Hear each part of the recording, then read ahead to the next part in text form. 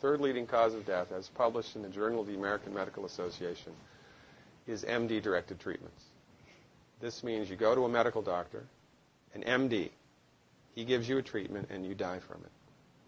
According to the United States Department of Health and Human Services, 15,000 Medicare patients a month are killed by MD treatment, and nobody goes to jail. A handful of terrorists fly 2 planes into the Twin Towers. 3,500 people die, and we go to war. But 15,000 people a month are killed by medical doctor treatments, and we don't bat an eyelash.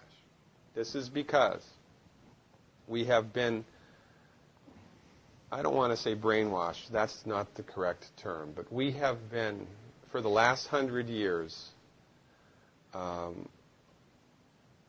of led into this false belief. You know, I think it was Marcus Welby that started it, that the medical doctor is king and knows everything about everything.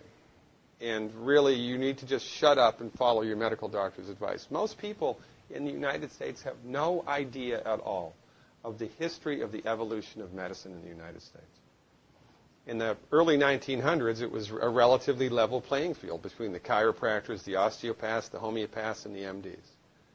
In 1915, 1920, there was something called the Flexner Report. The Carnegie Corporation funded this man named Abraham Flexner. He went all around the country, and he went on stagecoach and train and horseback. This was before the interstate highway system, right? It took Flexner 5 years to do this. He went all around the country and did an inventory of all of the medical schools that prescribed drugs. He brought the list back to the Carnegies, who owned drug companies, and then the Carnegies and the Rockefellers gave millions of dollars of free money to the medical schools and hospitals in the United States that were prescribing drugs. That was the beginning of the end. After the Flexner Report, there was no more level playing field in the United States.